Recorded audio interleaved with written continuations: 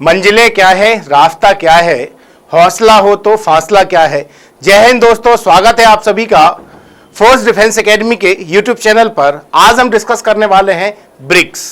तो बहुत ही important topic है, बहुत ही ज्यादा मजा आने वाला है आप सभी को।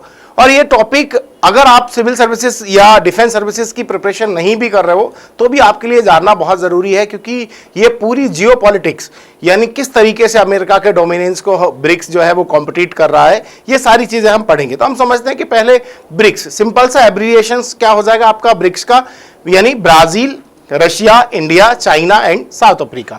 अब ये ब्रिक्स बना कैसे, किस तरीके से ब्रिक्स का थॉट आया सभी के मन में, तो इसके बारे में मैं डिस्कस करता हूं। सबसे पहले एक व्यक्ति था जिसका नाम है जिम ओ नायल। क्या नाम है बेटा? जिम ओ नायल। इसने एक टर्म दिया था ब्रिक। एक्चुअली में जिम ओ नायल कौन है तो मैं आपको बता देता हूं। जिम ओ नायल जो है वो एक क्या है, आपके इकोनॉमिस्ट हैं। क्या है बेटा? इकोनॉमिस्ट हैं। जिम ओ नायल जो है वो क्या है, इकोनॉमिस्ट हैं, जिन्होंने क्या किया है, इकोनॉमिक्स पे इकोनॉमिक्स पे बहुत सारे पेपर, रिसर्च पेपर, पीएचडी की हुई है।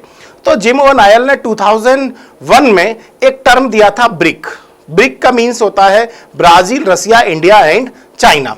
इस टाइम पर उन्होंने एक ग्लोबल पेपर आता है आपका, जिसको बोलते हैं ग्लोबल इकोनॉमिक पेपर, उसके लिए उन्होंने क्या किया, एक टर्म दिया था ब्रिक। और उन्होंने बोला है कि न्यू आने वाले जो टाइम है आपका 2050 के टाइम पर, उन्होंने लिखा था, उनकी एक रिपोर्ट थी, उसमें उन्होंने बोला था कि भाई 2050 तक जो है पूरे वर्ल्ड में यूएस डॉलर को अगर कोई कॉम्पिटिट करेगा या यूएस के कोई डोमिनेंस को कोई चैलेंज करेगा तो वो हो गए आपके ब्रिक कंट्री। ब्रिक का मतलब है ब्राजील, रसिया, इंडिया, चाइना, जिसको बोलते हैं, जब उन्होंने जो रिपोर्ट दी थी उसका बोला था उन्होंने द पाथ टू 2050। तो हम बात करते हैं ब्रिक्स की। तो ब्रिक्स का फुल फॉर्म आप सभी को पता होगा, आई होप। ब्रिक्स का फुल फॉर्म क्या हो जाएगा? Brazil, Russia, India, China and south Africa. हाँ, रिसेंटली हम बात करते हैं ब्रिक्स का जो समिट हुआ है 2023 में, वो कहां हुआ है आपका? साउथ अफ्रीका में हुआ। ये आपका सिंपल क्वेश्चन बन सकता है, तो आप देख सकते हो ब्रिक्स कंट्री कौन कौन से हैं यहां पर। ठीक है, तो हम बात करते हैं ये कौन सा कंट्री है। ये हो जाएगा आपका ब्राजील, ये हो जाएगा south Africa, India, China and Russia. यानी टोटल अगर हम बात करते हैं तो ये कितने हैं? 5 कंट्रीज हैं। और ये 5 कंट्रीज क्या करते हैं टोटल पूरे वर्ल्ड का, ठीक है, पूरे वर्ल्ड का लगभग कितना 18% ट्रेड, कितना 18% ट्रेड करते हैं, लगभग 23% जीडीपी रखते हैं और 42% क्या रखते हैं? पॉपुलेशन रखते हैं। कौन से?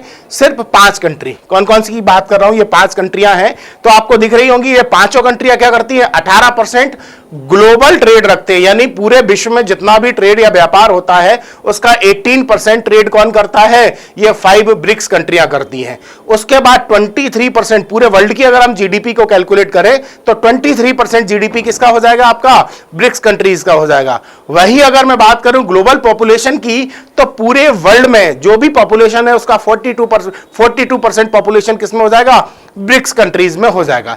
तो यहां आप समझ सकते हैं कि भाई ब्रिक्स कंट्री की मैं बात कर रहा हूं, तो ब्रिक्स कंट्री जो है वो कितना इंपॉर्टेंट है। अब हम बात करते हैं, जैसा कि मैंने आपको अभी बताया है कि भाई जो ब्रिक टर्म है वो किसने दिया था? जिम ओ नायल ने दिया था। कब दिया था बेटा? 2001 में। अब होता क्या है, जब कोई बोल दे, आपकी तारीफ कर दे कि भाई ये 5 लोग अगर एक साथ आ जाए तो किसी को भी हरा सकते हैं, तो होता क्या है, जब उस इकोनॉमिस्ट ने ये सब बोला, उसके बाद जो ब्रिक्स कंट्री थे या ब्रिक कंट्री थे, उन्होंने उस पर सोचना शुरू किया कि भाई ये इकोनॉमिस्ट ऐसी बातें क्यों कर रहा है, क्या ऐसा इसके बोलने में, इसके पीछे कोई लॉजिक है, कोई फैक्ट है क्या? विदाउट फैक्ट ही ये सिर्फ ऐसी बातें कर रहा है। तो जब इन लोगों ने उसकी जिम ओ नायल की बात सुनी, 2001 में उसकी रिपोर्ट थी, उसके बाद 2006 में ये ब्रिक कंट्रियां, चारों कंट्रियां कौन कौन सी? Brazil, Russia, India, China, UNGA, United Nation General Assembly की मीटिंग होती है। तो 2006 में यहां के फॉरेन मिनिस्टर्स मिलते हैं। क्या मिलते हैं? इन सभी कंट्री के फॉरेन मिनिस्टर मिलते हैं 2006 में। और उसके बाद होता क्या है, ब्रिक्स आपका फॉर्म हो जाता है 2009 में। ठीक है, एक मीटिंग होती है आपका, हम बोल सकते हैं येकातेरिनबर्ग। क्या बोलते हैं बेटा? येकातेरिनबर्ग। ये लिखा है येकातेरिनबर्ग, ये रशिया का एक शहर है, समझना पहले, नहीं तो कुछ लोग कंफ्यूज हो जाएंगे। तो पहली ब्रिक की जो समिट होती है वो कहां होगी आपकी? रशिया में होती है। कौन से शहर में? येकातेरिनबर्ग शहर में होती है 2009 में। और यहीं से आपका ब्रिक बनेगा, लेकिन बाद में 2010 में साउथ अफ्रीका इसमें इंक्लूड हो जाता है, तो ये ब्रिक्स से क्या बन जाएगा, ब्रिक्स बन जाएगा। क्या बन जाएगा, ब्रिक्स से क्या बन जाएगा, ब्रिक्स बन जाएगा। और इसका रिसेंटली जो समिट हुआ है वो 2023 में, वो कहां पर हुआ है, ब्राजील में हुआ है। और इसका चेयरमैनशिप का जो ऑर्डर होता है वो किस तरीके से होता है, Brazil, Russia, India, China and south Africa. अभी कहां कंप्लीट हुआ है, साउथ अफ्रीका में, तो अगली बार समिट कहां होगा आपका, ब्राजील में होगा। तो याद रख लेना, इस तरीके से आपका ये चेयरमैनशिप होती है वो क्या चलता है, रोटेट चलती है। कैसी चलती है, एनुअली रोटेट होता है, इसीलिए इसको बोलते हैं ब्रिक्स। यहां तक तो आई होप आपको ये बेसिक चीजें सारी क्लियर होंगी। अब हम बात करते हैं बेटा कि भाई ये जो टोटल मैंने आपको बताया ब्रिक्स कंट्रीज कितना, टोटल 18% ग्लोबल ट्रेड का, 23% जीडीपी, ये सारी चीजें मैं आपको बता चुका हूं। अब मैं यहां बात कर रहा हूं कि ये ब्रिक आया कैसे, क्या जरूरत थी ब्रिक्स की, इसके पीछे की क्रोनोलॉजी समझते हैं। आपको बहुत ही इंटरेस्ट आने वाला है और बहुत ही सारे नए फैक्ट पता चलने वाले हैं जो आपने अभी तक नहीं सुने होंगे कि भाई क्या पीछे लॉजिक था ब्रिक के पीछे, क्यों जरूरी था ब्रिक्स को बनाना, या इससे पहले कोई ऐसे ग्रुप नहीं थे क्या जो ब्रिक बना, ब्रिक इतना इंपॉर्टेंट क्यों है, क्या इसके पीछे लॉजिक थे, सारी चीजें पता चलने वाली। बस आप जुड़े रहिएगा और आपको बहुत ही ज्यादा मजा आने वाला है। तो हम बात करते हैं सेकेंड वर्ल्ड वॉर से। इसकी क्रोनोलॉजी समझने के लिए आपको कहां पहुंचना पड़ेगा, सेकेंड वर्ल्ड वॉर। हम बात करते हैं 1945 में 6 अगस्त और 9 अगस्त को हिरोशिमा और नागासाकी पर, लिटिल बॉय और फैट मैन करके दो न्यूक्लियर बॉम्ब क्या है, हिरोशिमा और नागासाकी पर अटैक होता है। और उसके बाद जापान क्या कर देता है, सरेंडर कर देता है। जापान के सरेंडर के बाद आपको याद हो 24 अक्टूबर 1945 को क्या बनता है, यूनाइटेड नेशन बनता है। क्या बनता है, यूनाइटेड नेशन बनता है। अब आपको याद हो, ठीक है, मैं आपको थोड़ा सा और रिमाइंड करा देता हूं, अमेरिका ने क्या किया, न्यूक्लियर प्रोग्राम बनाया। क्या, क्योंकि याद हो जापान ने 1941, इसकी शुरुआत कहां से होती है, तो 1941 में आपको याद हो पर्ल हार्बर के एक इंसिडेंट होता है कि जापान के लोग क्या करते हैं, पर्ल हार्बर पर अटैक कर देते हैं। और पर्ल हार्बर पे अटैक के बाद अमेरिका किसमें, सेकेंड वर्ल्ड वॉर में शामिल हो जाता। सेकेंड वर्ल्ड वॉर में अमेरिका के शामिल होते ही, बट अमेरिका जापान को हराना चाहता था क्योंकि उस समय भी अमेरिका की दादागिरी थी। बट जापान ने क्या किया, अमेरिका के पर्ल हार्बर पोर्ट पर अटैक भी किया और अमेरिका ने उसका कुछ भी नहीं बिगाड़ पाया। तो ये एक मैसेज गया पूरी दुनिया को, यार अमेरिका की बादशाहत क्या हो गई, समाप्त हो गई। तो उसके बाद अमेरिका ने बोला कि जापान को सबक सिखाना, कुछ ऐसा करना है। और उसके बाद उसने अपने साइंटिस्टों को बोला कि आपको क्या करना है, एक न्यूक्लियर प्रोग्राम स्टार्ट करना। तो 1941 के बाद ही वो क्या करते, न्यूक्लियर प्रोग्राम स्टार्ट करते, जिसको नाम दिया गया है, ठीक है, मैनहट्टन प्रोग्राम। और अभी रिसेंटली एक मूवी भी आई थी ओपनहाइमर, वो भी उसी पर है। तो मैं उस पर ज्यादा डिस्कस नहीं करूंगा, मैं सिंपल सा बोलूंगा 1945 में क्या होगा, अटैक होगा। उसके बाद यूएन बना। कब बनेगा, 1945 में 24 अक्टूबर को यूएन बनेगा। अब यूनाइटेड नेशन बना। यूनाइटेड नेशन का काम क्या था भाई, ग्लोबल पीस और ये सारी चीजें।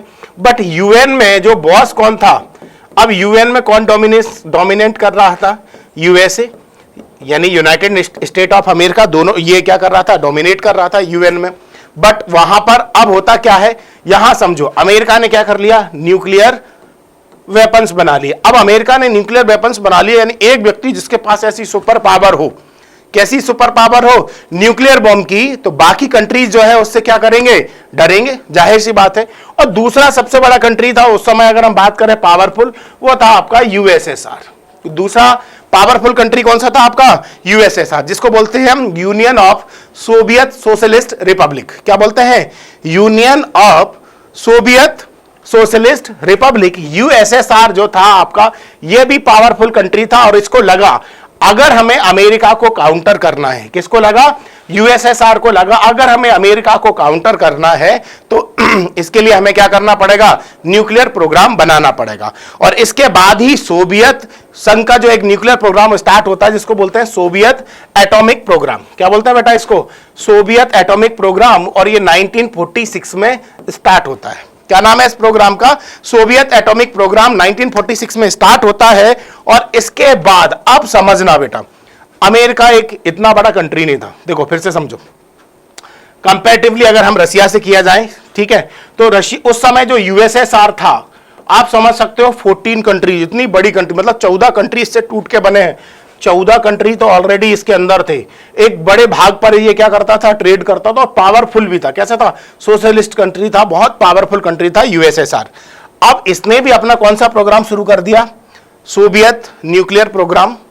अब सोवियत न्यूक्लियर प्रोग्राम स्टार्ट कर दिया। अगर सोवियत संघ न्यूक्लियर बॉम्ब बना लेगा तो कहीं ना कहीं अमेरिका की बादशाहत क्या हो जाएगी, समाप्त हो जाएगी। और कोई भी कंट्री नहीं चाहता है कि उसका डोमिनेंस क्या हो, खत्म हो। इसके बाद इसको रोकने के लिए ही अमेरिका क्या करता है, किसके प्रोग्राम को रोकने के लिए, यूएसएसआर के प्रोग्राम। यानी यूएसएसआर का कौन सा प्रोग्राम था, यानी सोवियत, जिसको हम बोलते हैं सोवियत एटॉमिक प्रोग्राम 1946, इसको रोकने के लिए ही अमेरिका और यूएसएसआर के बीच में क्या स्टार्ट हो जाता है, एक कोल्ड वॉर स्टार्ट हो जाता है। कब से शुरुआत हो जाती है कोल्ड वॉर की, 1946 से शुरुआत हो जाती है। अब 1946 आप देख सकते हो यहां पर, देखो ये है उस टाइम का यूएसएसआर। आप देख सकते हैं वर्तमान समय में कौन कौन से कंट्री, एस्टोनिया, ये भी सोवियत रिपब्लिक का पार्ट था आपका। उसके बाद हम बात करते हैं, ठीक है, लातवियन, लिथुआनिया, बेलारूस आपका है ना, मोल्डोवेनियन, यूक्रेनियन, जॉर्जिया, आर्मेनिया, अजरबैजान अगला आपका है, ठीक है। नेक्स्ट हो जाएगा तुर्कमेनिस्तान, उज्बेकिस्तान, तजाकिस्तान, किर्गिस्तान और कजाकिस्तान, रशिया। ये सब किसके पार्ट थे, यूएसएसआर के पार्ट थे। उस समय यूएसएसआर इतना बड़ा कंट्री था। आज रशिया सबसे बड़ा कंट्री है एरिया वाइज, तो उस टाइम पे आप समझ सकते हो कि कितना बड़ा कंट्री होगा, कितना पावरफुल कंट्री होगा यूएसएसआर। तो मैं यहां आपको बता रहा हूं, ये क्या है आपका अमेरिका, इधर आपको दिख रहे हैं कौन से कंट्रीज दिख रहे हैं, ये आपको अमेरिका दिख रहा है और इधर आपको ये पूरा दिख रहा है यूएसएसआर। तो इन दोनों के बीच में क्या स्टार्ट हो जाएगा, कोल्ड वॉर स्टार्ट हो जाएगा। यहीं से किसकी शुरुआत हो जाएगी, कोल्ड वॉर की स्टार्ट हो जाएगी। अब अमेरिका को क्या लगेगा, डर लगेगा। अमेरिका को लगा अगर कहीं रशिया ने न्यूक्लियर बॉम्ब बना लिया, क्यों, क्योंकि देखो दो लोगों के बीच में कोल्ड वॉर स्टार्ट हुआ।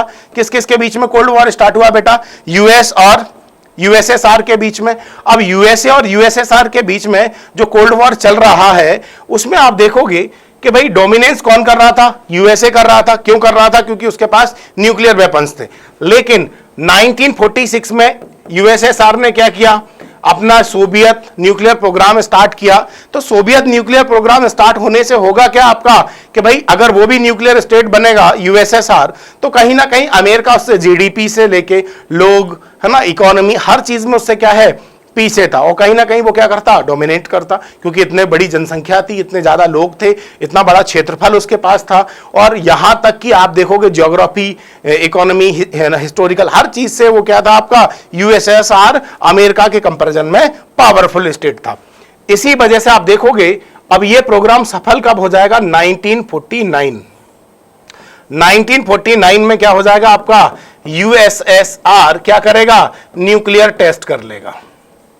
क्या करेगा, यूएसएसआर क्या करेगा, न्यूक्लियर टेस्ट कर लेगा। कब, 1949। और वो डेट हो जाती है आपकी, याद रखना, 29 अगस्त 1949 को यूएसएसआर क्या करेगा, न्यूक्लियर टेस्ट करेगा। अब न्यूक्लियर टेस्ट होगा यूएसएसआर का 1949। तो आपको याद हो अमेरिका के अंदर बहुत सी है ना एजेंसियां हैं, जैसे इंडिया में रॉ है, तो अमेरिका में एक है सीआईए।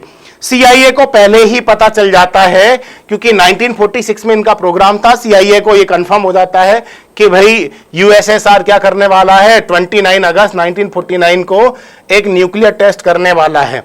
और अमेरिका इसी वजह से किसको, यूएसएसआर को काउंटर करने के लिए एक ऑर्गेनाइजेशन फॉर्म करता है। बता सकते हो उस ऑर्गेनाइजेशन का नेम क्या है, अरे उस ऑर्गेनाइजेशन का नेम है नाटो। क्या नाम है, नाटो। अब अमेरिका किसको काउंटर करने के लिए, याद हो उसको पता था कि भाई यूएसएसआर क्या करने वाला है, न्यूक्लियर बॉम्ब टेस्ट करने वाला है, और न्यूक्लियर बॉम्ब न्यूक्लियर स्टेट हो जाएगा। तो दोनों के बीच में कोल्ड वॉर था। इसीलिए अमेरिका क्या करता, पहले ही न्यूक्लियर बॉम्ब का टेस्ट होता है। कब, 29 अगस्त 1949 को। और नाटो कब बन जाएगा, 4 अप्रैल 1949। यानी नाटो का जो फॉर्मेशन हो जाएगा वो कब फॉर्म होगा, 4 अप्रैल 1949। यानी उसके न्यूक्लियर टेस्ट के कुछ महीने पहले ही, कुछ दिन पहले ही अमेरिका क्या करेगा, नाटो बनाएगा। नाटो का फुल फॉर्म क्या होगा, नॉर्थ अटलांटिक ट्रीटी ऑर्गेनाइजेशन। और प्रेजेंट टाइम पर इसमें कितने मेंबर हैं, 31 मेंबर है। कितने मेंबर है बेटा? 31। इसका हेडक्वार्टर कहां पर है? ब्रुसेल्स। ब्रुसेल्स कहां पर है? बेल्जियम में। तो ये इतनी चीजें आपकी इंपॉर्टेंट इंफॉर्मेशन है, ध्यान रखना। कौन कौन सी चीजें आपकी याद रखना। अब 1949 में ये सारी चीजें होंगी, ठीक है, ये सब आपने यहां तक पढ़ा। अब होगा क्या कि भाई यहां से किसके बीच में कोल्ड वॉर शुरू हो जाएगा? किस किस के बीच में? अब फाइनली अब दो कंट्री, जो पूरा वर्ल्ड है वो दो पार्ट में बट जाता है। कब से बट जाएगा दो पार्ट में? 1949 के बाद तो क्लियरली डिवाइड हो जाएगा। अब यहां से डिवाइड होगा तो दो टाइप की कंट्रीज आप देखने को मिलेंगे उस समय। एक कैपिटलिस्ट कंट्री देखेंगे और एक सोशलिस्ट कंट्री देखेंगे। सोशलिस्ट का मतलब है समाजवादी यानी, और दूसरे हो जाएंगे आपके कैपिटलिस्ट मतलब पूंजीवादी राष्ट्र।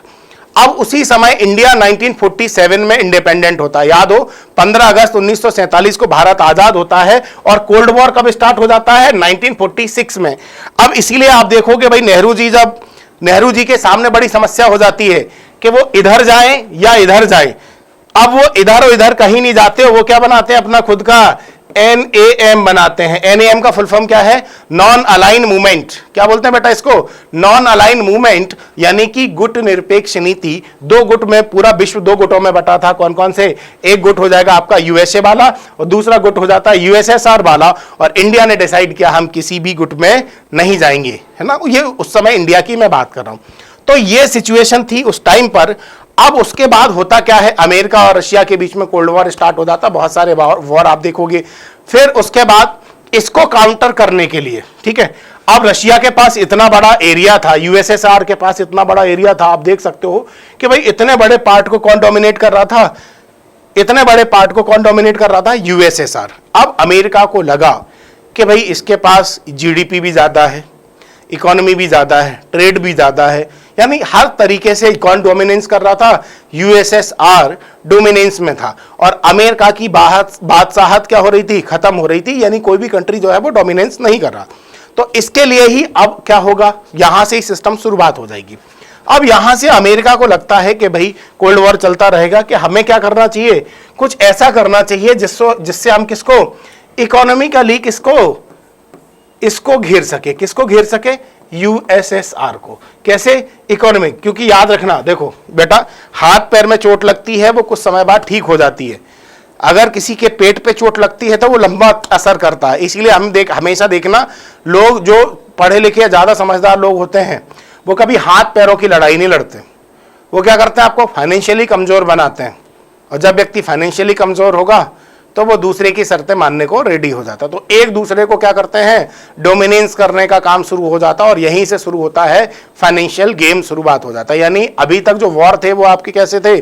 फेस टू फेस थे। अब फाइनेंशियल वॉर स्टार्ट शुरू होंगे आपके। मतलब फाइनेंशियल वॉर का मतलब क्या है? एक फाइनेंशियली ग्रुपिंग शुरू हो जाती है।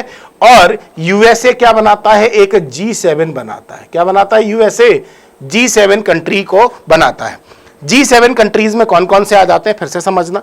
अब इसको काउंटर करने के लिए 1973 में, याद रखना कब की बात है बेटा? 25 मार्च 1973 में क्या बनेगा? G7 बनेगा। G7 के कंट्रीज में पहला कौन सा हो जाएगा? चाइना। पहली कंट्री कौन सी हो जाएगी आपकी? कनाडा, है ना, चाइना नहीं हो जाएगी। कौन सी हो जाएगी पहली कंट्री? कनाडा हो जाएगा। तो पहली कंट्री हो जाएगी आपकी कनाडा। दूसरी कंट्री कौन सी हो जाएगी आपकी? European union. कौन सी हो जाएगी आपकी दूसरी कंट्री? कौन सी हो जाएगी? European union. तीसरी कंट्री कौन सी हो जाएगी आपकी? फ्रांस। अब यूरोपियन यूनियन एक कोई कंट्री नहीं है, पूरा यूरोप को ही इंक्लूड करके क्या बोलते हैं हम? यूरोपियन यूनियन बोलते हैं। अब उसके बाद कौन सा आ जाएगा आपका? जर्मनी। कौन सा आ जाएगा आपका? जर्मनी आ जाएगा, ठीक है। जर्मनी के बाद आप देखोगे यहां पर जापान आ जाएगा। कौन आ जाएगा आपका? जर्मनी। जर्मनी के बाद क्या आ जाएगा बेटा आपका? जापान आ जाएगा। जापान के बाद क्या आ जाएगा आपका? USA आ जाएगा, ठीक है। तो ये USA के बाद आप देखोगे UK आ जाएगा, यूनाइटेड किंगडम आ जाएगा। तो ये सब कंट्रीज मिलकर क्या बना लेते हैं आपका? एक G7 ग्रुप बना लेते हैं। क्या बना लेते हैं बेटा? G7 ग्रुप फॉर्म हो जाता है। कब आपका? 25 मार्च 1993। ये क्रोनोलॉजी थोड़ा समझना आपके लिए जरूरी है। और अदरवाइज आपको ये ब्रिक्स कभी जीवन में समझ में नहीं आने वाले कि इनका उद्देश्य क्या होगा, क्यों हम डॉलर डोमिनेंस को खत्म कर रहे हैं। पहले डॉलर का डोमिनेंस तो समझ लो, जब डॉलर डोमिनेंस खत्म करने की बात आएगी। अब होगा क्या? G7 बनेगा। G7 का एक्सपांशन हो जाएगा, क्या बन जाता है? G10 बन जाता है, ठीक है, कुछ ही समय में क्या हो जाएगा आपका G7 का एक्सपेंशन हो जाएगा और क्या बन जाएगा, G10 बन जाएगा। अब ये सब क्यों हो रहा था, क्योंकि किसको काउंटर करना था, यूएसएसआर को फाइनेंशियली काउंटर, यानी फाइनेंशियली काउंटर करना था। आप सभी को याद हो 1971 का वॉर हुआ था, उसमें यूएसएसआर ने किसको सपोर्ट किया था, इंडियन आर्मी को सपोर्ट किया था कि नहीं किया था, याद हो। अब ये इंडिया इधर ये पूरा एरिया किसको सपोर्ट कर रहा था, यूएसएसआर को सपोर्ट कर रहा था। तो यानी कि कहीं ना कहीं डोमिनेंस कौन कर रहा था, यूएसएसआर। तो उसको काउंटर करने के लिए पहले G7 बना, फिर क्या कर दिया, इसी को एक्सपांड करके क्या बोला, बना दिया, वहीं पर 3 कंट्री को और इंक्लूड कर लिया, लेकिन बोला नाम उसको G7 ही बोला। अब होता क्या है, यहां पर दो लोग डोमिनेंस में आएंगे। कौन कौन से आ जाएंगे आपके, एक आपका यूरोप आ जाएगा डोमिनेंस में, और एक आपका आ जाएगा अमेरिका। और इन दोनों के बैंक आ जाते हैं, जिसको बोलते हैं हम, यानी एक आ जाएगा आपका यूरोपियन बैंक और नेशनल बैंक ऑफ बेल्जियम। फिर से समझना कौन कौन से बैंक आ जाएंगे, 2 बैंक डोमिनेंस करेंगे। एक बैंक मैं बता देता हूं, एक हो जाएगा यूरोपियन बैंक, ठीक है, क्या बोलते हैं जिसको, यूरोपियन सेंट्रल बैंक। क्या नाम है बेटा, यूरोपियन सेंट्रल बैंक। और एक आ जाएगा आपका बेल्जियम नेशनल बैंक, यानी national banking system of Belgium. ये दोनों का किस किस की बात कर रहा हूं बेटा मैं, बेल्जियम और यूरोपियन सेंट्रल बैंक, ये दोनों मिलकर एक सिस्टम बना लेते हैं। वो बड़ा बीच में चर्चा में था जब रशिया यूक्रेन वॉर हुआ था, तो याद हो आप सभी ने सुना होगा कि भाई रशिया को कहां से बाहर कर दिया है, स्विफ्ट से बाहर कर दिया। इस स्विफ्ट का फुल फॉर्म क्या है, the society for world wide interbank financial. Swift का फुल फॉर्म क्या हो जाएगा,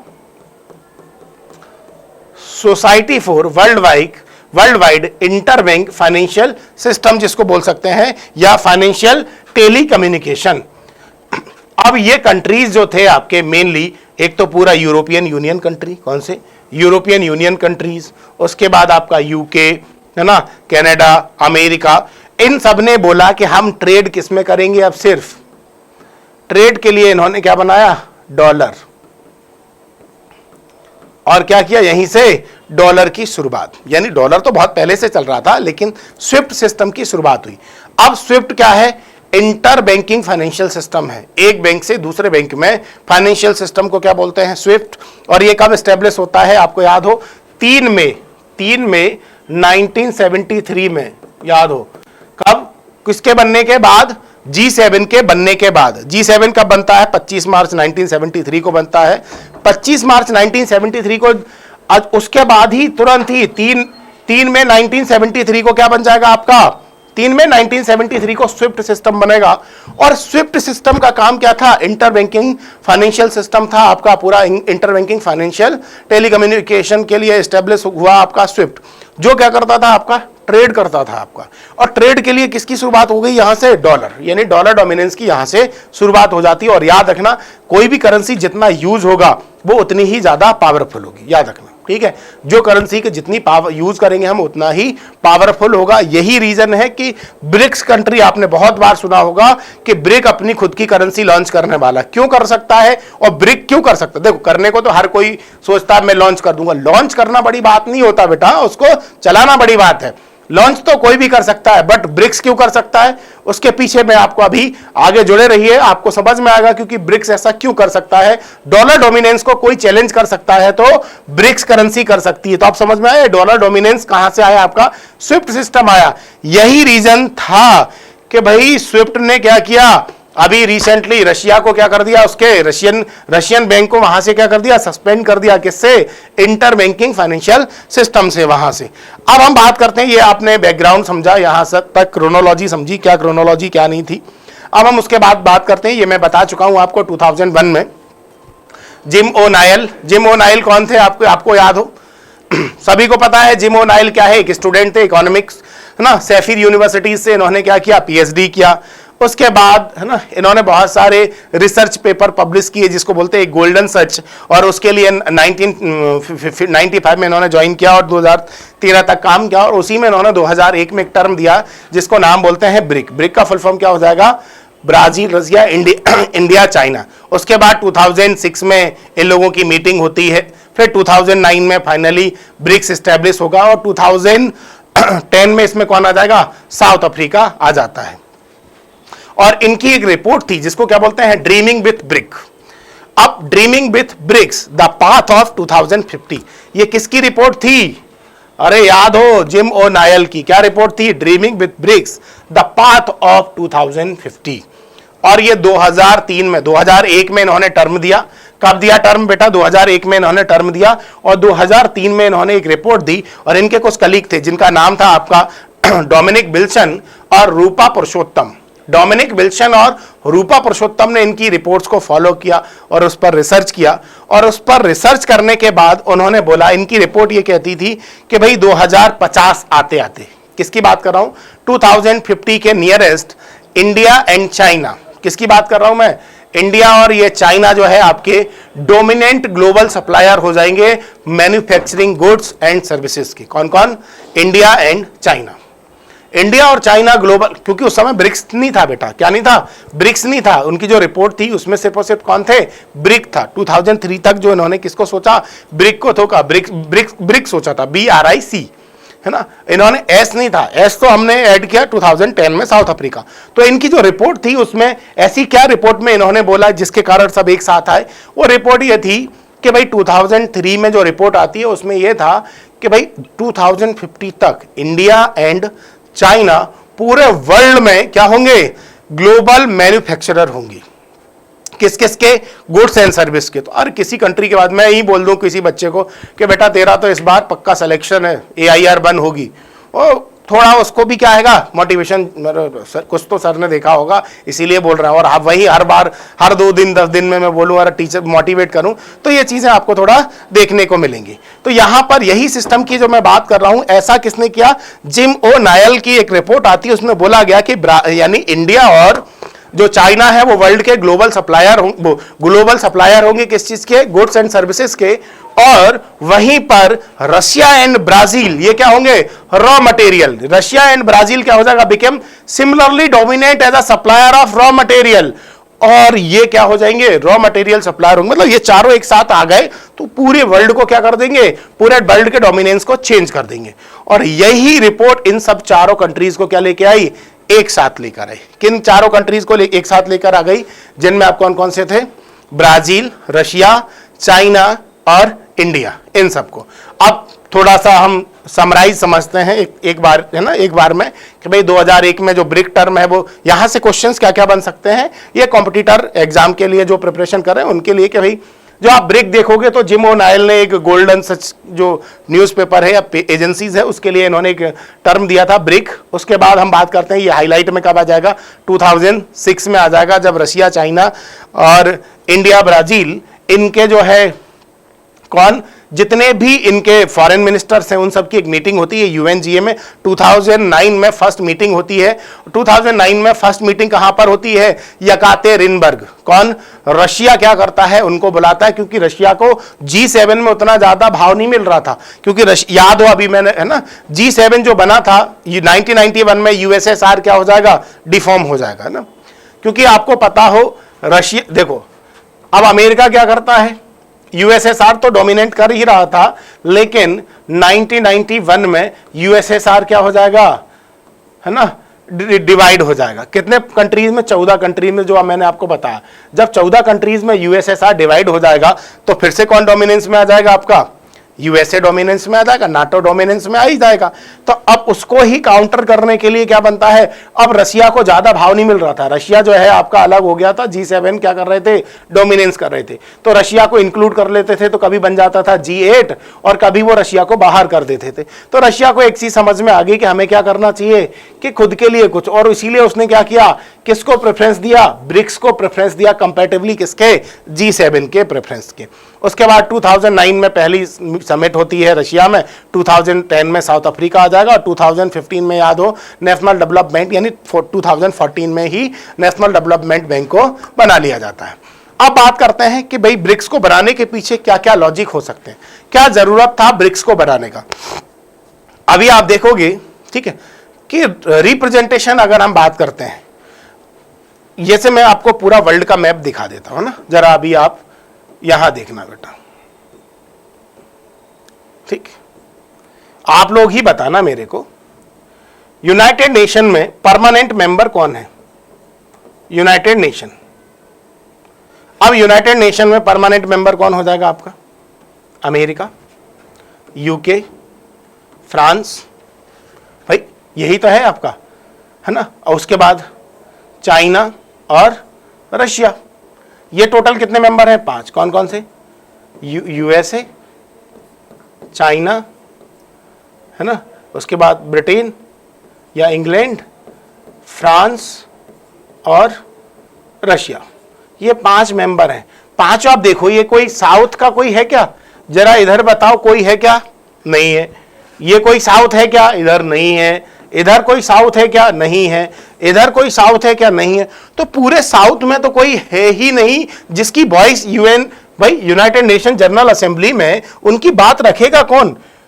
अब इंडिया के पास ये अच्छा मौका था, जैसे अभी रिसेंटली आपने मोदी जी के लिए सुना हो, है ना, कई लोग टर्म यानी बहुत से न्यूज़पेपर आपने पढ़े हो तो उनमें ग्लोबल साउथ का लीडर किसको बोला गया है? मोदी जी को बोला है कि भाई Modi ji became a global south leader. ऐसे बड़ी बड़ी हेडलाइन है, आपने बहुत से इंडियन न्यूज़पेपर या फॉरेन न्यूज़पेपर में आपने देखा होगा। क्यों? क्योंकि इनका रिप्रेजेंटेशन नहीं था भाई। किसका रिप्रेजेंटेशन नहीं था? लेक ऑफ रिप्रेजेंटेशन, या लेक हम बोल सकते हैं lake of representation from voice of the global south, यानी दक्षिण ग्लोबल से कोई भी कंट्री नहीं थी जिसकी आवाज कहां सुनी जा सके? यूएनजीए में, यूनाइटेड नेशन जनरल असेंबली में। एक बड़ा लॉजिक था किसके पीछे? यानी ब्रिक्स के पीछे। और ब्रिक्स में आप जनरली जितनी भी कंट्रियां हैं देखोगे, चाहे ब्राजील देखो, इंडिया देखो, चाइना को छोड़ दिया जाए, साउथ अफ्रीका देखो, तो ये मेनली क्या है? जो कंट्रीज आपको नीचे दिख रही है क्या है? साउथ की, और ये डोमिनेंस कंट्री हो जाएंगे। तो ये एक बड़ा प्रॉब्लम हो जाता है, यानी ये बड़ा लॉजिक हो जाता है। क्योंकि आप देखोगे India and other Asian African countries have criticise the dominance of European western countries and international forum and institution such as the United Nations. और ये मैंने आपको एग्जांपल बता दिया, जो चाहे वो इकोनॉमिक फोरम हो, लोन देने से पहले 4 बार उनका ऑडिट, हमारी पॉलिसीज को यूज करो, ये करो, वो करो, मतलब ये सारी चीजें आपने सुना होगा। फिर आता है countering the influence of USA, और यूएसए के इन्फ्लुएंस को काउंटर करना। जनरली आप देखो कहीं पे भी कुछ भी हो रहा है पूरे वर्ल्ड में, और हर जगह अपनी नाक घुसाने का काम कौन करता है? अमेरिका। क्योंकि पूरे वर्ल्ड को डोमिनेंस करने का काम कौन करता है? यूएसए। अब उसके इन्फ्लुएंस को काउंटर करना है। देखो बेटा, इन्फ्लुएंस को काउंटर कर आप कैसे नहीं कर सकते भाई। किसी को रोटी की जरूरत है और आप उसको सपोर्ट दो तो उससे कोई फर्क नहीं पड़ता, उसको रोटी भी देनी पड़ेगी। तो सिंपल सा क्या है, अब रोटी देने के लिए क्या चाहिए? फाइनेंशियल चाहिए चीजें। अब फाइनेंशियल के लिए क्या चाहिए आपको? पैसे चाहिए, बैंक चाहिए कोई ना कोई। और सारे आप देखो आईएमएफ, वर्ल्ड बैंक, सब किसके पास हैं? यूएन के पास। आईएमएफ से लेके वर्ल्ड बैंक से लेके सब कुछ, सारा का सारा फंड, तो फंडिंग वहीं से होती है। तो कहीं ना कहीं कौन इन्फ्लुएंस में था? यूएसए था। तो उसको काउंटर करने के लिए ही क्या बनाया गया? आपको याद हो, यानी ब्रिक्स बना पहला। फिर इन देशों के बीच में भाई ग्लोबल साउथ का लीडर तो आप जब बनोगे जब लोग आपके साथ में होंगे। मैं बोलो नहीं मैं सबका लीडर हूं, पता चला मेरे पीछे एक भी व्यक्ति नहीं खड़ा, मैं अकेले लीडर थोड़ी बन सकता। याद रखना, ए लीडर अकेले, लीडर की क्वालिटी हो सकती है किसी में, लीडर वही होता है जिसके साथ लोग होते हैं। तो लीडर बनने के लिए क्या चाहिए आपको? कॉपरेशन भी तो चाहिए। किन कंट्रीज का? जो साउथ की कंट्रीज है, या हम बोल सकते हैं कि भाई ग्लोबल साउथ का कॉपरेशन चाहिए। साथ ही साथ आपके जो ब्रिक्स ग्रुप है उसका भी क्या चाहिए? कॉपरेशन चाहिए। इसके अलावा हम बोल सकते हैं कि कुछ चीजें जैसे पॉलिटिकल कॉपरेशन चाहिए, मीटिंग चाहिए, इकोनॉमिक कॉर्पोरेशन चाहिए। इसके लिए ही हमने क्या बनाया है? न्यू डेवलपमेंट बनाया है। क्या बनाया है? न्यू डेवलपमेंट बैंक बनता है। ये आपका 2014 में 14 मार्च को बन जाता है आपका ना, 14 मार्च को। तो ये क्या करता है? छोटी छोटी डेवलपिंग कंट्रीज में, जिन कंट्रीज को कौन लोन नहीं देता? अमेरिका, यानी आईएमएफ और वर्ल्ड बैंक लोन नहीं देता, उनके छोटे छोटे प्रोजेक्ट को, इंफ्रास्ट्रक्चर को कौन डेवलप करेगा? एनडीबी, है ना, न्यू डेवलपमेंट बैंक। तो इसीलिए उसके बाद आता है कि भाई क्या जरूरत थी ब्रिक्स की। ये तो पीछे थे तर्क कि हमें ब्रिक्स क्यों बनाना चाहिए था, अब आवश्यकता क्यों थी। पहली चीज, यूएसएसआर का, जब से यूएसएसआर डिसॉल्व हुआ था उसके बाद यूएस का डोमिनेंस बढ़ गया। आप देख सकते हो, चाहे वो है ना अफगानिस्तान वाला मैटर हो या पूरे वर्ल्ड में कहीं भी हो, आपने सुना होगा सद्दाम हुसैन वाला मैटर सुना होगा, या पूरा एशिया वाला, कहीं पे भी आपने देखा होगा तो हर जगह अमेरिका क्या करता था, डोमिनेंस कर रहा था। अमेरिका और यूरोपियन यूनियन, क्योंकि ये पूरा नाटो है और नाटो मिलकर क्या कर रहा था, पूरे वर्ल्ड में अपना डोमिनेंस कर रहा था। किसी पर भी सेंसन्स लगा देना, किसी भी कंट्री की इकोनॉमी को बर्बाद कर देना, तो ये सब काम कौन कर रहे थे, यूएस और ये। तो उसके लिए किसकी जरूरत थी, ब्रिक्स की जरूरत थी। तो ये क्या है, आपका एक न्यू वर्ल्ड ऑर्डर क्रिएट करेगा। फिर आता है मल्टीपोलर ग्लोबल वर्ल्ड बनेगा। अब मल्टीपोलर ग्लोबल ऑर्डर बनेगा, इसका मतलब सिंपल सा ये है कि भाई यहां पर इकोनॉमिक और पॉलिटिकली बैलेंस मिलेगा पूरे वर्ल्ड में, है ना। अभी तक क्या है, सिर्फ एक ही व्यक्ति क्या करता है, डोमिनेंस करता है। हम डेमोक्रेसी की बात करते हैं पूरे वर्ल्ड में, कंट्री के अंदर तो डेमोक्रेसी है, पूरे वर्ल्ड में भी तो डेमोक्रेसी होनी चाहिए। हर छोटी कंट्री, चाहे वो पावरफुल हो या नहीं हो, चाहे वो डेवलप्ड हो या नहीं हो, वो भी उतना ही इंपॉर्टेंस रखे। कहां पर, यूएन यानी यूनाइटेड नेशन जनरल असेंबली में, जितना कि एक डेवलप्ड कंट्री का है, क्योंकि वहां भी लोग हैं और एक जो डेवलप्ड कंट्री है वहां पे भी लोग हैं, तो सबका इक्वल डोमिनेंस हो। ये चीजें कब पॉसिबल हो जाएगी, जब मल्टीपोलर ग्लोबल ऑर्डर होगा। तो यहां आप ये सारी चीजें देखेंगे। फिर उसके बाद आप देखोगे, एक मैंने टर्म आपको बताया था स्विफ्ट। तो स्विफ्ट में क्या था, किसका डोमिनेशन था, डॉलर का। तो हमें क्या करना है, डी डॉलराइजेशन करना है। आप देखोगे पूरा ब्रिक्स जो है 18% ट्रेड करता है पूरे ग्लोबल वर्ल्ड का। अगर इसमें और सारी कंट्रियां इंक्लूड हो जाए, सपोज ब्रिक्स में ही 60 मेंबर हो जाएं, अभी जो है ना, हम जनरली 5 मेंबर की बात कर रहे हैं, अभी एक एक्सपेंशन भी पढ़ेंगे ब्रिक्स का। अगर यहीं पे 60-65 मेंबर हो जाएं, तो हमारा जो ट्रेड है वो 18 से बढ़कर क्या हो जाए, 14 हो जाए। तो कहीं ना कहीं कौन सा, ब्रिक्स की करेंसी किस में आ जाएगी, डोमिनेंस में आ जाएगी, क्योंकि कॉमन पेमेंट सिस्टम हो जाएगा हमारे पास। तो जो कि अभी क्या है, स्विफ्ट है। फिर आ जाएगा, हम बात करते हैं ग्लोबल साउथ। किसकी बात हो रही है बेटा, ग्लोबल साउथ। तो ग्लोबल साउथ का रिप्रेजेंटेशन के लिए क्या चाहिए, कोई ना कोई एक कंट्री चाहिए, और उसको रिप्रेजेंट करने के लिए क्या है, आपका ब्रिक्स क्या करेगा, उसको रिप्रेजेंट करेगा। फिर बात आती है इकोनॉमिक क्राइसिस। अगर आप देखोगे, इंडिया एंड चाइना जो विटनेस है इकोनॉमिक क्राइसिस के, क्योंकि creation their own form has been utilise as an alternative, और हमने खुद के फॉर्म बनाए हैं किसके लिए, यूएन या वेस्टर्न वर्ल्ड के अल्टरनेटिव के फॉर्म में। फाइनेंशियल स्ट्रक्चर को सपोर्ट करने के लिए न्यू डेवलपमेंट बैंक क्या बनाया गया, आपका न्यू डेवलपमेंट बैंक स्टैब्लिश किया गया, जिसका हेडक्वार्टर कहां हो जाएगा, संघाई। अब इसके बाद हम कुछ चीजें समझते हैं, ब्रिक्स की मीटिंग्स या ब्रिक्स की समिट, और यहां पूछा जाता है किस समिट का क्या इंपॉर्टेंस है, तो समझना अच्छे से। और ये उन लोगों के लिए एग्जाम है, इंपॉर्टेंट है जो किसकी प्रिपरेशन कर रहे हैं, सिविल सर्विसेज या डिफेंस की, या कोई यूपीएससी, किसी भी ऐसा एग्जाम जो कॉम्पिटिटिव एग्जाम है, कॉम्पिटिटिव एग्जाम की प्रिपरेशन कर रहे हैं, वहां पर ये चीजें आपके लिए इंपॉर्टेंट है। मैं बात कर रहा हूं पहली समिट कहां होती है, याद हो आपको, मैं तीसरी बार चौथी बार रिपीट कर रहा हूं, यकातेरिनबर्ग, क्योंकि पहली समिट बहुत इंपॉर्टेंट होती है बेटा, हमेशा इंपॉर्टेंट होती है, इसीलिए मैं बोल रहा हूं। यकातेरिनबर्ग 2009 रशिया में, और यहीं से टर्म आ जाती है ब्रिक, ये पहली समिट हो जाती है रशिया में, है ना। और financial and economic issues emerging 2008 financial crisis पर यह बात होती है आपकी, है ना, क्योंकि reformation of international financial institutions की इसकी बात होती है। सेकेंड समिट कहां होती है आपकी, ब्राजील में, ठीक है। सेकेंड समिट कहां होती है बेटा, ब्राजील में, याद रखना। और यहां किसको इंक्लूड किया जाता है, साउथ अफ्रीका। किसमें, साउथ अफ्रीका, यहां पर क्या बन जाएगा, यहां डिसाइड हो जाता है साउथ अफ्रीका को मेंबर बनाना, किसका, ब्रिक्स का। तो यहां ब्रिक्स से क्या हो जाएगा, यहां ब्रिक था और यहां क्या हो जाएगा, ब्रिक्स हो जाएगा। साउथ अफ्रीका कब बनेगा, 2010 में। और याद रखना यहां किसकी बात हो जाती है आपकी, ब्रिक्स कोऑपरेटिव इंस्टीट्यूशंस की, यहां पर डिस्कशन होगा आपका। फिर नेक्स्ट आती है थर्ड कहां हो जाएगी आपकी, चाइना में। थर्ड मीटिंग कहां हो जाएगी आपकी, चाइना में। और south Africa join the association, क्योंकि 2010 में डिक्लेयर हो गया था, और 2011 में वो क्या करेगा, मीटिंग ज्वाइन करेगा एसोसिएशन को। फोर्थ हो जाएगी आपकी इंडिया। फोर्थ कहां हो जाएगी, इंडिया। फोर्थ इंडिया हो जाएगी, और BRICS bank to finance infrastructure requirement पर बात होगी, सस्टेनेबल डेवलपमेंट पर क्या हो जाएगी, बात हो जाएगी। और यहीं पर आइडिया आ जाएगा कौन सा, न्यू डेवलपमेंट बैंक का। तो याद रखना क्वेश्चन बनता है आपका, बहुत इंपॉर्टेंट क्वेश्चंस बनते हैं, और जब भी यूपीएससी का क्वेश्चन बनता है बेटा, तो वो दिमाग को हिला देगा आपके।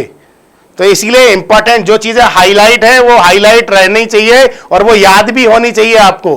क्यों, क्योंकि जब भी एग्जाम्पल आपको, इसके अलावा ब्रिक्स में कुछ नहीं पढ़ना, शुरुआत से लेके अभी तक मैंने सब कुछ कंप्लीटली बता दिया, कुछ भी पढ़ने की जरूरत नहीं है। तो याद रखना, न्यू डेवलपमेंट बैंक का आइडिया कब आएगा, 2012 में आ जाएगा। कौन सी समिट में आएगा वो, फोर्थ समिट में। ये कहां पर होगी, इंडिया में होगी।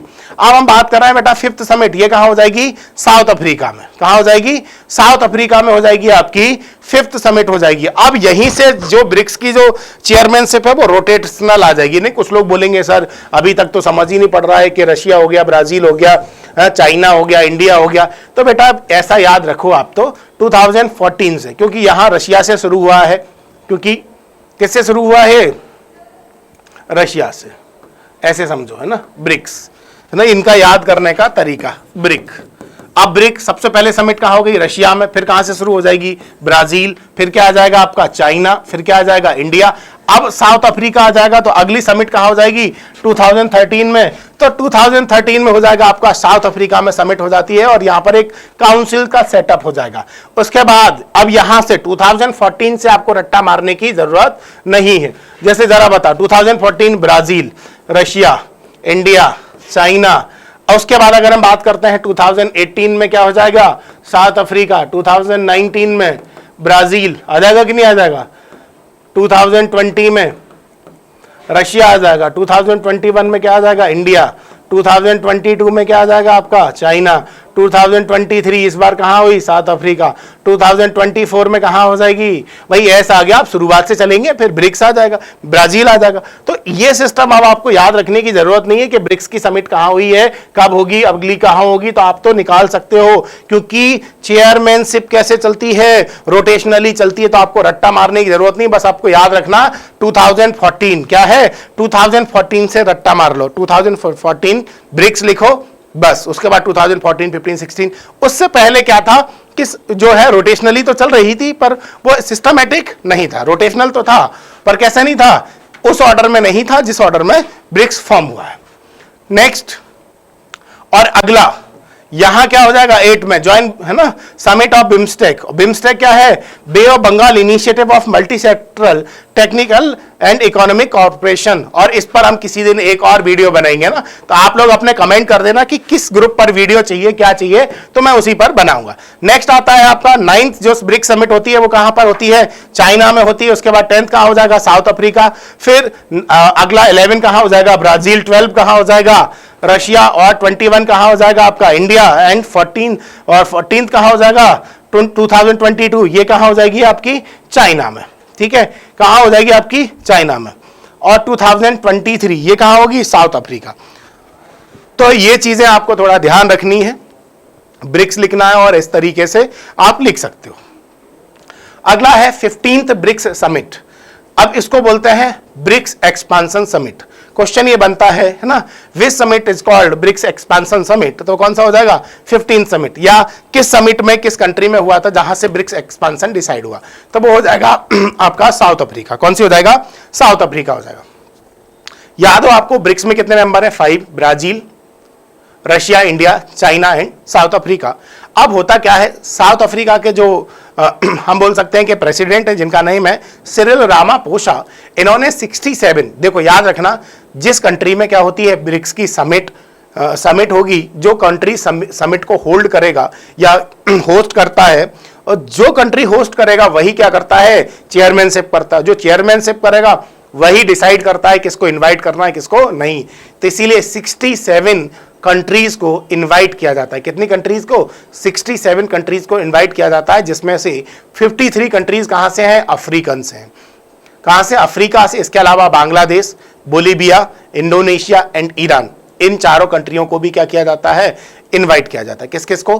पहले 53 कंट्रीज हो जाएंगी आपकी अफ्रीकन कंट्रीज हो जाएंगी, Bangladesh, Bolivia, Indonesia and Iran. फिर यहां होता क्या है? डिस्कस होता है इन सब के बीच में सोशियो इकोनॉमिक एंड कोऑर्डिनेशन, है ना, पॉलिटिकल, सोशियो इकोनॉमिक, इन सब पर क्या होता है? कोऑर्डिनेशन की बात होती है, कॉपरेशन की बात हो जाती है। अब इस समिट का मेन ऑर्डर क्या था? क्या मेन चीजें थी? तो याद रखना, इस समिट का जो मेन था, चेयरमैनशिप किसने की? साउथ अफ्रीका ने की। मेन जो ऑब्जेक्टिव था, जो हम बोल सकते हैं sustainable development goal and inclusive मल्टीलैटरिज्म, है ना, समावेशी विकास की बात करते हैं। समावेशी चहुमुखी विकास और सतत विकास की बात होती है यहाँ पर। अब जो साउथ अफ्रीका में जो समिट हुआ था, उसके 5 प्रायोरिटीज हैं। पहली प्रायोरिटीज क्या थी आपकी? डेवलपिंग अ पार्टनरशिप टुवर्ड, है ना, इक्विटेबल जस्ट ट्रांजिशंस, और उसके including managing the risk associated with climate change, transforming education skill development for the future, unlocking opportunity through the African continent free trade area और strengthening post pandemic socio economic recovery. ये सब इन सब मुद्दों पर बात हुई। अब बात करते हैं हम ब्रिक्स एक्सपेंशन की बात करते हैं। किसकी बात करते हैं बेटा? BRICS expansion. अगर हम बात करते हैं ब्रिक्स एक्सपेंशन, तो अभी इंडिया जो है पूरे पांचों ब्रिक्स कंट्रीज हैं वो 18% जीडीपी में ग्लोबल ट्रेड पर शेयर करते हैं। अगर हम वर्तमान समय में बोलते हैं कि भाई 41% ऑफ ग्लोबल पॉपुलेशन है, 24% क्या है आपका जीडी है और 18% ट्रेड हो जाता है आपका, ये 16 नहीं है क्या है ट्रेड। अब इसके बाद हम करते हैं कि भाई सेवरल कंट्रीज, बहुत सारी कंट्रीज इंटरेस्ट दिखाते हैं किसमें? ब्रिक्स का पार्ट बनने में। लेकिन याद रखना मोस्ट इंपॉर्टेंट क्वेश्चन आपके कॉम्पिटिटिव एग्जाम के लिए कि भाई अभी जो न्यू मेंबर है, कौन कौन से ब्रिक्स के न्यू मेंबर बनेंगे? Saudi Arabia, Iran, Ethiopia, Egypt and Argentina. कौन कौन से? फिर से रिपीट कर रहा हूं, सऊदी अरेबिया या सऊदी अरब, उसके बाद ईरान, इथियोपिया, मिस्र या इजिप्ट जिसको बोल सकते हैं, और अर्जेंटीना। ये सब बनेंगे। कौन कौन से? 1 2 3 4 5 ये, और उसके बाद यूएई 6। यानी टोटल ये कब से बन जाएंगे? 1 जनवरी 2024 से। ये कब इफेक्टिव हो जाएगा? 1 जनवरी 2024 से। यानी ब्रिक्स में आप कितने हो जाएंगे? 11 मेंबर हो जाएंगे। 5 पहले से ऑलरेडी थे, 6 और आ जाएंगे। कौन कौन से 6 आ जाएंगे जरा फिर से रिपीट करो। अब यहां से क्वेश्चन बनेगा which of the following member, है ना, which of the following new member, है ना, हु जॉइन ब्रिक्स, तो या किस समिट पर और क्या, ये सब बनेगा। तो याद रखना Saudi Arabia, Iran, Ethiopia, Egypt, Argentina और यूएई। अब नीड क्या थी ब्रिक्स एक्सपांसन की? भाई क्या जरूरत थी? देखो याद रखना ब्रिक्स एक्सपांसन की नीड क्या है। जनरली हम क्या चाहते हैं? ग्लोबली डोमिनेंस करना चाहता है, तो उसके लिए हम चाहते हैं कि भाई जो बेस्ट का डोमिनेंस है, बेस्ट कंट्रीज का मतलब क्या है आपका? अमेरिका और यूरोपियन यूनियन, इनकी जो इनके डोमिनेंस का मतलब है जो इनकी इंटरनेशनल बॉडीज हैं, चाहे आईएमएफ हो या कोई भी जो फोरम है, उन सबको क्या करना है? डोमिनेट करना। उनको जो है जो डोमिनेंस को कम करना है। साथ ही साथ United nation, IMF, world bank, ये क्या करते हैं? छोटी मोटी अफ्रीकन कंट्रीज हैं, वहां आप देखोगे आज भी डेवलपमेंट नहीं है, वहां उनको क्या नहीं करते? प्रमोट नहीं करते। क्या करते हैं? कुछ भी अमेरिका की बात ना मानने पर सैंक्शंस लगा दिए जाते हैं, और सैंक्शन लगाना एक तरीके से पनिश करना है किसी को, तो उस पनिशमेंट से बचाना है। इसीलिए इस नीड एक्सपेंशन की क्या है? आवश्यकता। दूसरा, अगर आप देखोगे यानी जो ब्रिक जो है वो क्या है? A leading champion of global south, और अगर आप ग्लोबल साउथ को रिप्रेजेंट करना चाह रहे हैं तो उसके लिए आपको क्या है? एक ब्रिक्स की आवश्यकता पड़ेगी ही पड़ेगी। नेक्स्ट आता है benefit of the BRICS expansion plan, launching of the BRICS currency. अब होता क्या है? एक्सपेंशन का प्लान का मेन काम क्या है कि भाई ब्रिक्स करेंसी को लॉन्च करना। देखो याद रखना जितने ज्यादा देश आपकी करेंसी का यूज करेंगे उतना ज्यादा बेटर रहेगा। अभी होता क्या है, जैसे आपने सुना होगा बीच में बहुत बार हम सुनते हैं कि इंडिया और यूएई के बीच में अब रुपी में ट्रेड होने लगा, यानी अब इंडियन रुपीज में हम क्या कर लेते हैं? ट्रेड कर लेते हैं, हमें डॉलर की जरूरत नहीं पड़ती। बेटा होता क्या था? व्यापार हम 2 लोगों के बीच में चल रहा है, जैसे मैं और मेरा एक कोई मित्र है, उसके बीच में ट्रेड चल रहा है। आप कोई तीसरे व्यक्ति हो पर हम दोनों व्यापार कर रहे हैं, उसमें भी आप कमा रहे हैं। क्यों? क्योंकि हम व्यापार किस में कर रहे हैं? डॉलर में कर रहे हैं। किस में ट्रेड कर रहे हैं? डॉलर में। आपकी करेंसी में जब हम क्या करेंगे? ट्रेड करेंगे, तो आपको उसका ट्रांजैक्शन का चार्ज देना पड़ेगा। तो हम आपको फोकट में ही पैसे दे रहे हैं। अगर हम अपनी खुद की ऐसी सभी कंट्री आपस में क्या बना लें? एक करेंसी बना लें, तो हमारा जो ट्रांजैक्शन का चार्ज है वो क्या हो जाएगा? कम हो जाएगा। साथ ही साथ हमारी जो करेंसी है वो भी क्या होगी? बूम करेगी। क्या करेगी? हमारी करेंसी भी है जो डोमिनेट करेगी वर्ल्ड में। आज हम बात करते हैं, आपने सुना होगा इकोनॉमिक्स में सॉफ्ट करेंसी, हार्ड करेंसी। तो सॉफ्ट करेंसी जिसकी डिमांड बहुत हो, तुरंत ही सेल हो जाए, वो डॉलर है। क्या है? डॉलर है। लेकिन अगर मैं बात कर रहा हूं इंडियन रुपीज उतना नहीं है, अगर हम ब्रिक्स करेंसी बनाएंगे तो वो क्या करेगी? डोमिनेट करेगा। क्यों? इससे क्या होगा? अब इससे होगा क्या? हर कंट्री की करेंसी सेम हो जाएगी। जैसे यूरोपियन कंट्रीज में आपने देखा होगा, उन्होंने अपनी करेंसी सेम कर रखी है। क्या? यूरो। क्या कर रखा है? यूरो कर रखा है यूरोपियन ने। तो सिंपल सा कॉन्सेप्ट यही था, increase economic corporation, reduced reliance on the US dollar. और यूएस डॉलर पर अपनी निर्भरता को क्या करना है? कम करना है, क्योंकि हर काम के लिए, हर ट्रेड के लिए आपको क्या चाहिए? यूएस डॉलर चाहिए। तो उसकी डिपेंडेंसी को कम करना है आपस में, है ना, जो व्यापारिक साझेदारी, यानी इसको बोलते हैं हम इंक्रीज्ड इकोनॉमिक कॉर्पोरेशंस, इसको बढ़ाना है, व्यापारिक साझेदारी बढ़ाना, ये सब चीजें। और हमें क्या करना है? Increased influence in the global economy. और जो ग्लोबल इकोनॉमी है उसमें क्या करना है? इन्फ्लुएंस बढ़ाना है। किसका? ब्रिक्स कंट्रीज का, किसका? ब्रिक्स कंट्रीज का। और ग्लोबल इकोनॉमी में ब्रिक्स का क्या है? एक रोल। अब हम बात करते हैं इसके बेनिफिट क्या होंगे इंडिया के लिए। तो इंडिया के लिए बेनिफिट्स पहला होगा reduced dependency on the US dollar. जो ब्रिक्स के लिए बेनिफिट होंगे वो ही इंडिया के लिए होंगे, क्योंकि हम भी क्या है? यूएस डॉलर पर डिपेंडेंट है ना, हेवीली डिपेंडेंट है यूएस डॉलर पर। हमारा जो रिजर्व है आप देखोगे, foreign trade and currency reserve, हमने किसको? यूएस डॉलर में रिजर्व कर रखा है, तो वो हमारी डिपेंडेंसी क्या हो जाएगी? कम हो जाएगी। और इसके बाद आप देखोगे जो फ्लक्चुएशन है डॉलर का इंडियन रुपीज में, वो भी कम हो जाएगा। उसके बाद इंक्रीज्ड ट्रेड एंड इन्वेस्टमेंट, हम क्या कर पाएंगे? ट्रेड और इन्वेस्टमेंट को इंक्रीज कर पाएंगे, हमारी इंडियन करेंसीज में होगा आपका। और पॉलिटिकल जो प्रेशर है आपका, आपने सुना होगा, बहुत बार मोदी जी ने सुना होगा, है ना, जो 2014 में या पुराने या कोई भी वीडियो देखना, तो वो बोलते थे कि भाई हम 100 करोड़ की ना 100 करोड़, हमारे देश की जनसंख्या 100 करोड़ से ज्यादा, हम खुद प्रेशर क्रिएट कर सकते हैं। तो प्रेशर जनसंख्या से क्रिएट नहीं होता, इकोनॉमी से क्रिएट होता है। तो हम पॉलिटिकल प्रेशर को क्या कर सकते हैं? कम कर सकते हैं। किसके? जो यूएस का पॉलिटिकल प्रेशर आ रहा है। और वो कैसे कम हो सकता है आप सभी को पता है ना। अब याद रखना इंपॉर्टेंस क्या है 15th ब्रिक्स समिट का।